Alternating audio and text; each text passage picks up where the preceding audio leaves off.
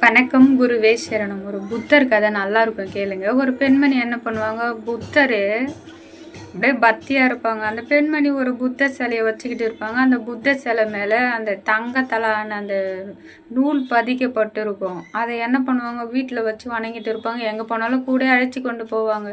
அவங்க ஊரில் ஒரு புத்த மடாலயம் இருந்தது. அதில் எடுத்துன்னு போய் இவங்களுடைய புத்தர் சிலையை வச்சு வழிபாடு செஞ்சு கொண்டு வருவாங்க. அந்த சாம்பிராணி புகை எல்லா சாமிக்கும் போது என்னுடைய புத்தர் சிலைக்கு மட்டும் போகணும்னு சுயநலமாக என்ன பண்ணுவாங்க, ஒரு டீப் மாதிரி ஒரு பழுப்பு வச்சு அந்த புத்தர் சிலைக்கு மட்டும் போகிற மாதிரி பண்ணுவாங்க.